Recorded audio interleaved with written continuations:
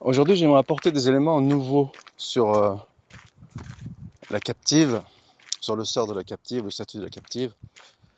Et avant cela, j'aimerais introduire mon propos avec différents éléments.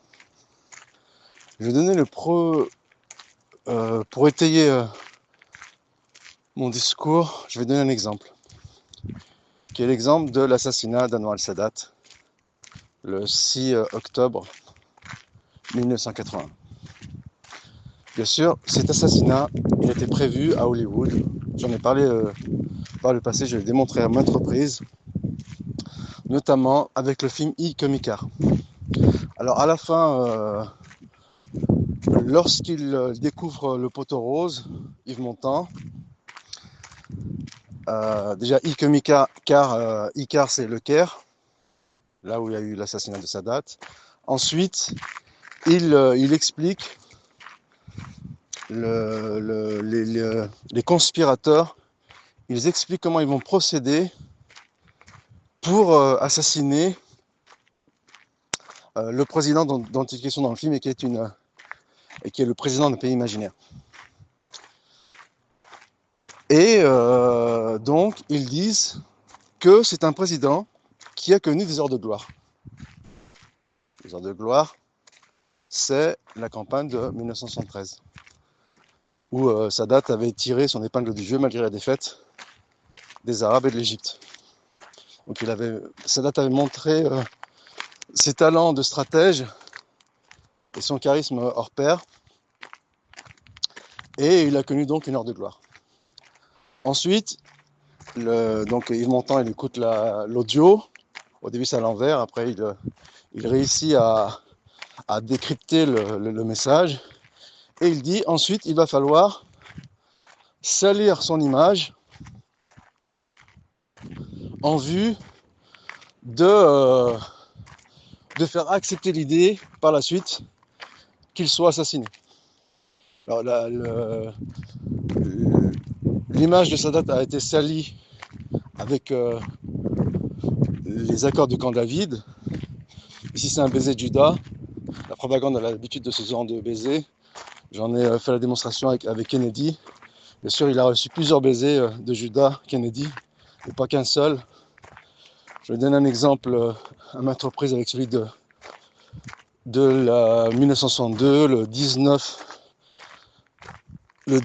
mai 1962, où Madison Square Garden, Marilyn Monroe, elle chante Happy Birthday My President, alors qu'il est né le 29 mai. Je ne vais pas développer ce point ici, mais c'est un baiser de Judas. Et pour revenir à Icke-Mikaar, donc, il a été sali Sadat avec les accords de camp David. Donc l'idée qu'il se fasse assassiner 2 ans plus tard, eh bien, elle passait mieux auprès de l'opinion. C'est exactement le message que décrypte Yves Montand. L'assassinat de Sadat, il a été annoncé également, donc Icke-Mikaar de mémoire en 79, donc 2 ans avant l'assassinat de Sadat. Il est aussi mort sur le Nil, donc ici c'est clair, mort sur le Nil au Caire. Il s'agit de Sadat. Il me semble que le film est de 77. Il y a d'autres éléments qui ramènent dans le roman d'Agatha Christie qu'il s'agit de Anwar al-Sadat. Cela aussi, j'ai démontré par le passé.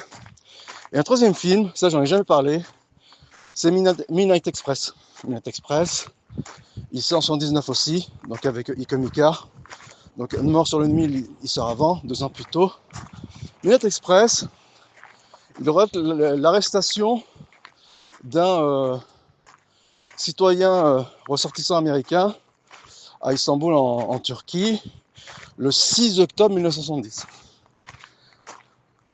Donc ici nous avons un 6 octobre. Il me semble que le film sort en 80, hein, sur 1980. Midnight Express. Ça se passe à Istanbul et le chef de l'opération commando terroriste qui assassine Sadat, il s'appelle Istanbuli. Stambouli, je sais pas comment ça prononce, j'ai oublié, ça fait très longtemps que je n'ai pas eu le nom sous mes yeux. Et comme par hasard, ce Stambouli, dans ses mémoires ou dans les notes que l'on a retrouvées de lui, il s'inspire d'Ibn Taymiyyah. Donc ici, nous sommes dans la propagande, elle met en place les événements du 11 septembre. J'en ai fait démonstration dans une série de vidéos donc qui consiste à attribuer à Ibn Taymiyyah la rhétorique djihadiste, la rhétorique terroriste, et l'une de ces étapes, j'en ai parlé en détail, est l'affaire Salman Rushdie. Alors quand de tels événements se produisent, le musulman se met sur la défensive, il met en place un discours démagogue et édulcorant la religion. C'est un peu ce qu'on attend de lui pour le jeter dans les bras du progressisme. C'est ce qui s'est passé avec l'affaire Rushdie. Je ne vais pas le développer aussi. C'est ce qui s'est passé avec l'affaire Stambouli lors de l'assassinat de Anwar el-Sadat. Et c'est ce qui nous amène à la question des captives. Et avant cela, j'aimerais apporter un autre élément introductif à mon propos, une règle générale qui est que l'islam n'est pas une religion populiste. Ça, c'est un premier point. L'islam n'est pas une religion populiste qui cherche à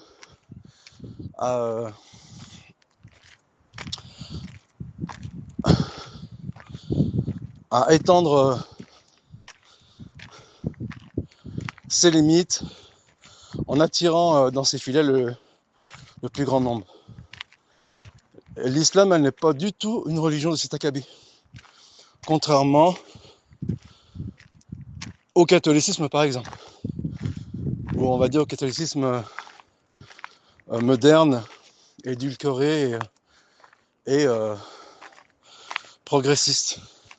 Donc qui s'est fait happer par le tsunami du modernisme. Et donc, l'islam n'est pas une religion populiste. Ça, c'est un premier point. Le second point, nous vivons dans une époque décadente. Donc là, je préfère mieux citer ces éléments sous forme de points pour être le plus succinct possible. Donc nous sommes dans une période de décadence. René Guénon a développé ce thème avec brio en disant que nous sommes dans l'ère du quantitatif aux dépens du qualitatif. Donc dans l'ère du quantitatif matériel aux dépens du qualitatif spirituel. Et cela, bien sûr, se concrétise dans tous les domaines. En orientalisme, concernant la canonisation du Coran, ou l'islamologie moderne, elle a tenté, tant bien que mal, à rationaliser, à séculariser cette canonisation au risque d'écorcher le discours traditionnel et bien sûr de jeter encore une fois dans les bras du progressisme les pauvres musulmans apeurés. Donc c'est le cas dans tous les domaines de la vie. J'en ai donné un exemple avec l'orientalisme. Et concernant aussi pour le troisième point, que je ne vais pas développer non plus, certains concepts qui sont purement virtuels, comme le concept de liberté, le concept de féminisme, le concept de démocratie, c'est des concepts qui sont nés, quand bien même il y avait énormément d'éléments dans ces concepts-là qui soient positifs, en réaction notamment à l'obscurantisme catholique, eh bien ce sont des concepts propagandistes qui ont une dimension messianiste en vue de construire le troisième temple. Ça peut paraître complètement farfelu, Et c'est-à-dire que les esprits contemporains, ils sont formatés par ces concepts, et une énorme épée de Damoclès plane au-dessus des esprits lorsque l'on parle de liberté, lorsque l'on parle de démocratie, lorsque l'on parle des droits de la femme, lorsque l'on parle d'égalité, lorsque l'on parle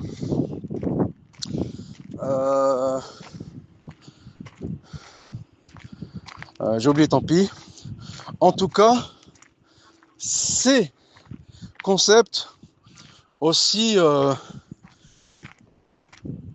attrayants soient-ils, eh bien, ils sont mus par une volonté propagandiste de mettre en place un monde multipolaire dans un premier temps, mais un nouvel ordre mondial, comme ils appellent cela. Et ce n'est pas des sornettes de parler de nouvel ordre mondial.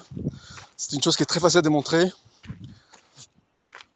qui est issue de la déconstruction du patriarcat et donc de la promotion du progressisme, avec les slogans notamment que j'ai évoqués. Il y a une dimension politique qui consiste à avoir la main mise sur les esprits, économique, avec la liberté, notamment la liberté de la femme, qui fait d'elle un consommateur. Par exemple, la femme consomme la cigarette, c'est le thème des films des années 50. La femme conduit, donc ça fait plus d'achats de voitures et ainsi de suite. Et donc, il y a une dimension politique, il y a une dimension économique, mais il y a surtout une dimension messianiste, millénariste, kabbaliste, qui tend à mettre en place un nouvel ordre mondial avec pour religion dominante universelle le noachiisme, gouverné à partir de Jérusalem après la construction du troisième temple et la venue du Mashiach. Ceci étant dit, si on applique ces différentes introductions, donc il faut garder en tête, au cas de la captive, en 1979, en 2019, il y a un apostat, donc il est anonyme, on ne sait pas d'où il sort, donc il faut se poser des questions. Comme on l'a vu avec Stambouli et Bentemia, ici c'est exactement le même principe. Il sort d'où cet apostat qui a ébranlé les musulmans qui sont baignés dans la décadence et le progressisme, qui cherchent une place au sein de cette civilisation en dégénérescence, et que bien sûr la dimension matérielle et le confort social escompté n'est pas à exclure, dans la volonté de se faire accepter par les autres. Eh bien, il y a un apostat qui se présentait et qui a dit qu'il y a à la Ghazwat al-Hunayn, les musulmans, ils ont violé les captives. Donc le monde musulman a été ébranlé, les prédicateurs et autres ont répondu tant bien que mal à cet argument, en faisant du concordisme, en édulcorant un fait anthropologique qui est le cas des captives, et donc en déformant l'histoire, forcément. C'est les historiens qui doivent rire à entendre ces arguments édulcorés, et parfois même de prédicateurs de renom. J'ai en tête, là, je sais plus comment il s'appelle, l'Égyptien Talhat, qui a une superbe série de réfutations aux athées, notamment concernant le Big Bang. Sa démonstration, elle est magistrale, en parlant de cette imposture. Il a des superbes réfutations aux chrétiens, mais là, il est tombé dans les mailles de la propagande, comme beaucoup, comme on est tombé dans les mailles de propagande sur l'affaire Stambouli, comme on est tombé dans les mailles de propagande sur l'affaire de Salman Rushdie. Et bien sûr, ce sont les mêmes réflexes. On se met sur la défensive et on invente une rhétorique qui sont en phase avec les principes de l'ère moderne, qui sont décadents et qui pour certains sont faux, puisqu'il y a derrière, comme expliqué, un message sous-jacent qui est messianiste et que les esprits formatés ne pénètrent pas, et qui donc, ils sont pollués par leur formatage, ils sont gangrénés par les faux semblants de la propagande ambiante, et donc forcément, ils tombent dans les pièges qui leur sont tendus. Et ici, on a essayé de mettre en avant des arguments pour protester contre l'idée que l'islam est une religion barbare. Et donc, parmi les éléments mis en avant, il y a les suivants. Le premier, c'est que la femme elle a le choix de... elle a le choix de l'mukataba. L'mukataba, c'est-à-dire de demander, de faire une demande auprès de l'autorité en place, de se libérer de la tutelle de son tuteur ou de son maître. Alors, bien sûr que cette initiative elle est extraordinaire et que peut-être elle n'a pas son égal dans l'histoire de l'humanité, mais elle ne résout pas l'histoire des captives. Vouloir résoudre le cas des captives par ce subterfuge, eh bien c'est ridicule. Et vous allez conforter les sceptiques et les islamophobes qui sont en position de force, puisque la propagande elle est de leur côté, donc il n'y a rien de courageux dans l'approche islamophobe, on est d'accord, quand même elle provenait d'apostats maghrébins. Il n'y a rien de courageux dans leur initiative. Ils prennent le camp du plus fort.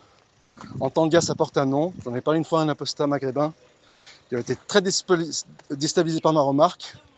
Lorsque je lui ai fait miroiter, je lui ai fait comprendre qu'en temps de guerre, cette démarche, elle porte un nom. Et bien sûr, on appelle ça des harkis. Lorsqu'il s'agit d'un Algérien, il est très mal à l'aise quand tu lui mets cet élément en avant. Donc il n'y a rien de courageux à aller à prendre le contre-pied de ses racines et de la tradition ancestrale, puisque de toute façon la propagande elle te formate dans ce sens, avec Hollywood, avec le foot. Le foot est un grand vecteur anti-patriarcat et tant d'autres. Bien entendu la musique, le rap. Et donc la mukataba, aussi louable soit-elle, c'est-à-dire qui consiste de la part de la femme à demander son émancipation, eh bien, il ne résout pas la problématique de la captive. Déjà, la captive, je pensais là, ce prédicateur égyptien, il s'appelle Talhat, j'ai oublié son nom, lui, il utilise cet argument. Hein. Donc, pour le coup, ici, il a été décevant, il s'est planté. Et donc, la mukataba, comme il le dit lui-même, la captivité, c'est une punition. Mais si on décortique cette punition, elle porte en elle-même des éléments extraordinaires d'humanité, de compassion, notamment l'interdiction de massacrer les femmes et les enfants. Pour qu'il est captive, il faut absence de massacre, en sachant qu'on ne se privait pas à l'époque, même dans les civilisations les plus évoluées, que sont l'Empire sassanide et byzantin, de violer les femmes avant de les massacrer et de les tuer. Dans le meilleur des cas, elles étaient violées et abandonnées. L'islam, elle prône la prise en charge de la femme en question, de la captive, de la vêtir, de l'honorer. Lorsqu'il y a un enfant issu de cette union, cet enfant il a un statut, donc il doit la nourrir, il doit la vêtir. Il y a les lois de l'esclavage en islam, elles sont extraordinaires. On n'est pas ici dans l'esclavagisme occidental.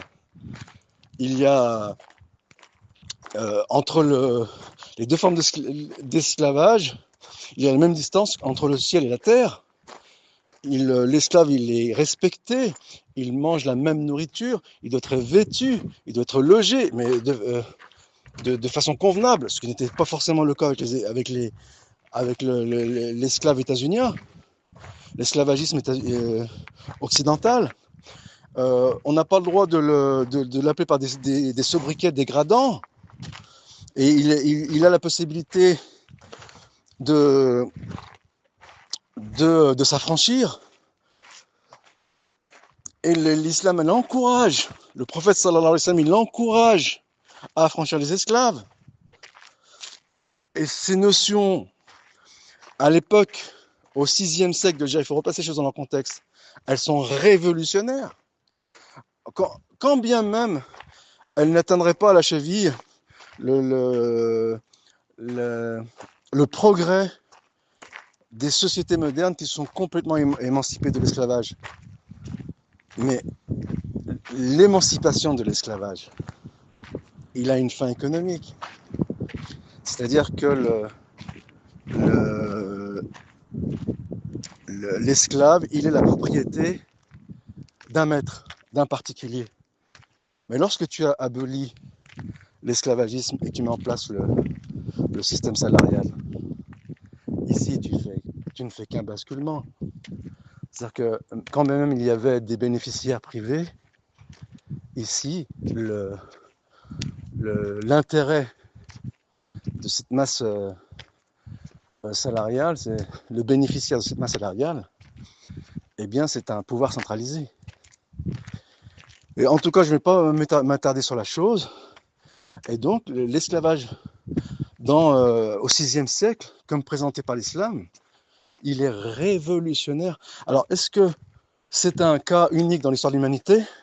Il faudrait, je ne suis pas spécialiste, il faudrait en faire une démonstration exhaustive. Personnellement, je le suppose, mais en réalité, je n'en sais rien. En tout cas, pour la péninsule arabique, c'est révolutionnaire. Par rapport aux pratiques des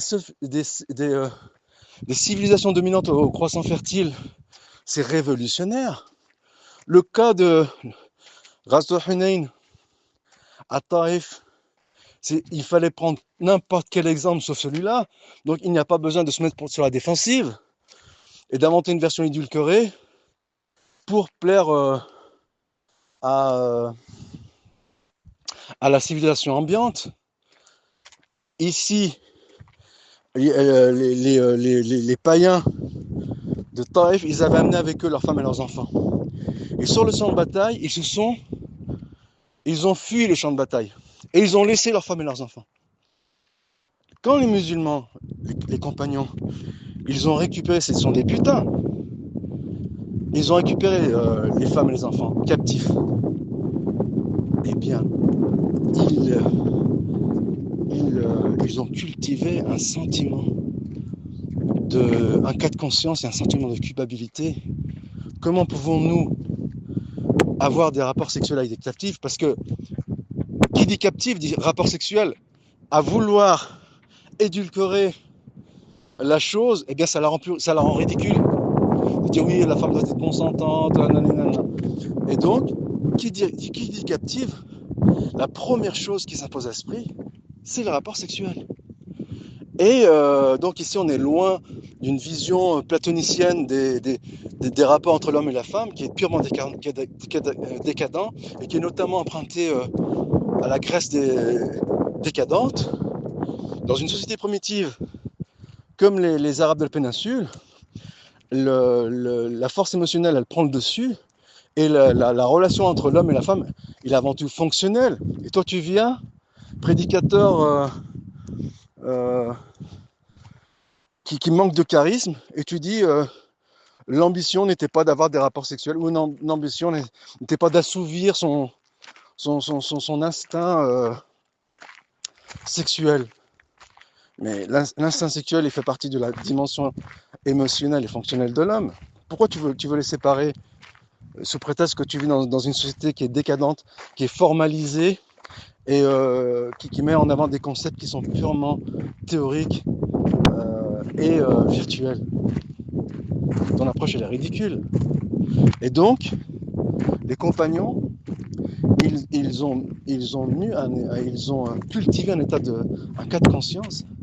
Que devons-nous faire jusqu'à ce que la révélation elle intervienne pour leur autoriser à avoir des rapports sexuels avec les captives en question. Mais dans l'absolu, en tant que phénomène anthropologique qui touche toutes les civilisations, même si les civilisations elles le pratiquaient de façon barbare et inhumaine, en massacrant, après les avoir violés, éventuellement les captives, eh bien l'islam, le simple fait qu'elle interdit de massacrer les femmes et les enfants, c'est que forcément, les femmes vivantes seront captives. Et qui dit captive dit rapport sexuel. Et en sachant que, comme expliqué dans la vidéo précédente, la femme, elle est en train de vivre un traumatisme énorme. Et la femme, elle cultive un instinct de survie et de conservation qui est supérieur à celui de l'homme. Pour la simple raison que c'est par elle que se maintient la préservation de l'espèce. C'est elle qui porte les enfants. Donc forcément, son instinct de survie, il sera supérieur à celui de l'homme.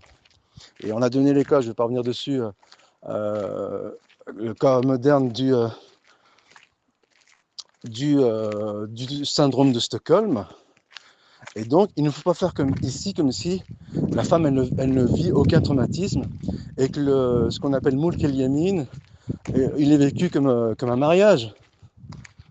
Ici, c'est une version qui est purement édulcorée. Et si en face, tu tombes sur un verset un peu malin, il pourra le déconstruire de façon avec une aisance déconcertante. Ensuite, il nous dit, il ramène un texte de Shafi'i, et je pense que ce sont les arguments qu'utilisent les musulmans francophones pour échapper à la vindicte des islamophobes. Donc, il mène l'argument de Shafi'i comme quoi celui, et je vais revenir sur d'autres éléments de cet événement à Taïf, qui démontre le contraire de ce qu'on lui attribue. Mais comme les musulmans ils sont faibles, ils sont dans un état de faiblesse, dans un complexe commensurable, eh bien ils ne voient pas les bienfaits immenses que leur propose leur religion. Et donc, il ramène une parole de Shafi'i selon laquelle si un combattant il viole une captive, eh bien il est passible de la peine de mort. Taïeb, mais qu'est-ce que cela signifie? Cela signifie une captive qui ne lui a pas été attribuée par le commandant en chef, par le chef de l'autorité. Une fois que la captive lui est attribuée, c'est ce qu'on appelle Mulk el Yamin, elle devient sa propriété. Et là, il dispose d'elle à sa guise. Ici, on n'est pas dans une démarche consentante ou non consentante selon le prisme moderne et biaisé.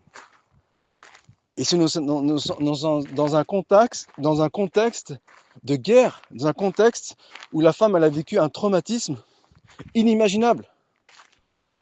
Et que si par miséricorde, le combattant il décidait de la laisser sur le champ de bataille en disant ok, tu es libre, je t'abandonne ici, mais il ne lui rend pas service.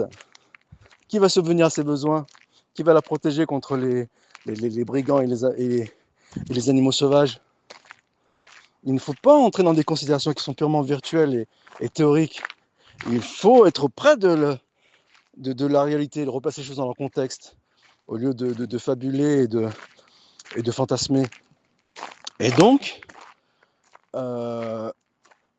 ici, donc, une fois que la captive a été désignée à tel combattant, eh bien, elle devient sa propriété.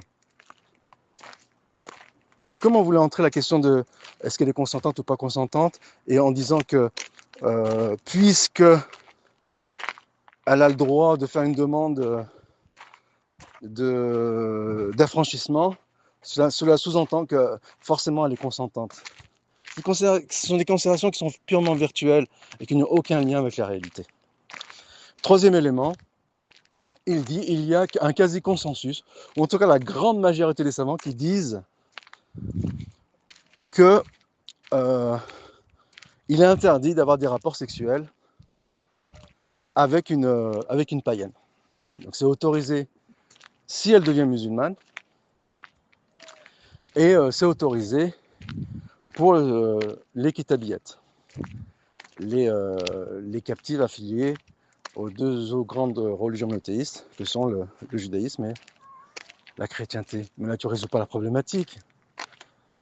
Tu dis, par exemple, que c'est la grande majorité des savants. Il y en a qui disent que l'opinion opposée, elle est marginale et singulière, et donc elle est omise dans l'opinion de la grande majorité des savants. Mais cette opinion, elle existe. Donc, selon ton prisme, qui cherche à te défendre tant bien que mal contre les attaques islamophobes, ça veut dire que l'autre opinion, elle est barbare, en sachant que même l'opinion que tu défends en vue d'échapper à l'accusation de barbare, eh bien, ne te préserve pas pour autant. Parce qu'en admettant qu'on n'a pas le droit d'avoir des rapports sexuels avec des païennes jusqu'à ce qu'elles deviennent musulmanes, et que fais-tu des autres, des kitabillettes? Qu'est-ce que tu en fais? Ça, c'est une première chose. La deuxième chose, donc ça va inciter. Ici, nous sommes dans je ne trouve pas le terme embriguillot, je ne sais pas comment on dit. Ici, nous sommes dans une problématique énorme. Qu'est-ce qu'elles vont devenir, ces femmes, si tu n'as pas le droit d'avoir des rapports sexuels? Quand bien même les tenants de cette opinion, elles étaient tenues par la grande majorité des savants. Que fais-tu? Comment tu règles la chose? Qu'est-ce qu'on fait de ces femmes?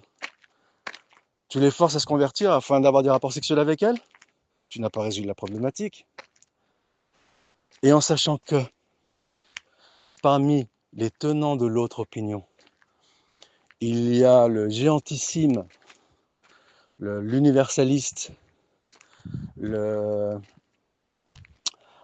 savant intemporel, le pragmatique par excellence, Ibn Taymiyyah, qui soutient l'opinion adverse, qui dit qu'il n'y a aucune preuve scripturaire ou autre qui vient entériner cette opinion, quand bien même elle était soutenue par la grande majorité des savants.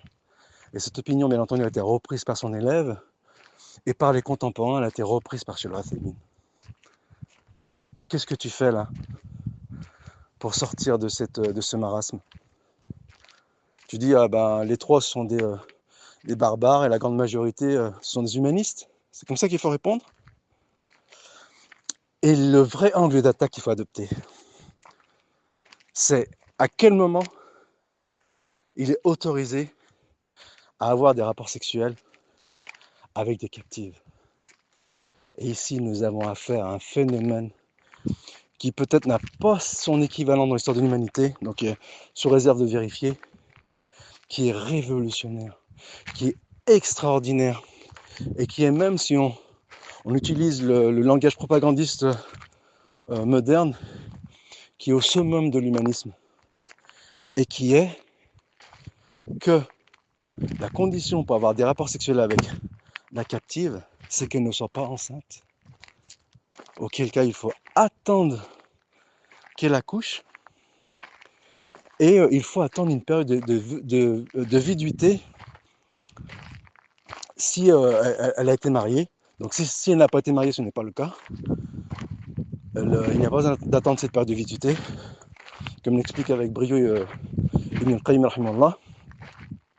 Et donc il faut attendre la période de viduité afin d'évacuer la possibilité qu'elle est tombée enceinte avec un autre homme ou avec son mari. Donc ça, ces préceptes-là, à une époque où la captive, elle n'est pas à l'abri de se faire violer et massacrer par des hommes, peut-être qu'ils le font à la chaîne, par des hommes qui ne vont pas l'entretenir, ne vont pas lui assurer son son pain quotidien, ne vont pas la protéger, et si elle tombait enceinte, qui ne vont pas en prendre en charge son enfant. Et l'islam, elle est venue réguler de façon révolutionnaire et universelle un phénomène anthropologique que l'on ne peut pas changer. C'est-à-dire que ce phénomène anthropologique, qui est le sort des captives, tu ne vas pas l'édulcorer sous prétexte de plaire à l'Occident. Alors, je pourrais renvoyer l'ascenseur en disant que pour des donneurs de leçons et à apporter des exemples dans l'historiographie chrétienne ou autre, ou l'histoire moderne, mais on n'a pas besoin de faire cela. Bien sûr que c'est un argument en plus, mais tu n'as même pas besoin de faire cela. Puisque la loi en elle-même, elle est extraordinaire. Elle montre la grandeur de cette religion, son universalisme. Pourquoi donc se renfrogner ou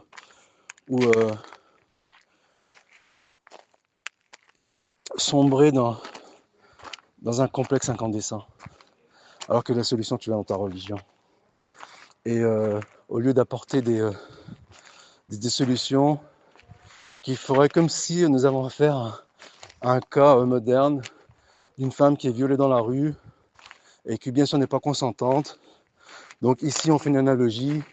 Si la femme elle est violée ou le viol d'une femme à notre époque est un crime répréhensible par tous, donc forcément si une captive n'est pas consentante, donc forcément c'est criminel et répréhensible. Cette analogie elle est complètement biaisée. De la même manière qu'il est biaisé de comparer le mariage précoce dans une société primitive avec la pédophilie en cours à notre époque, comme je l'ai démontré, Wallah al-Musta'an, wa alayhi at-tuklan.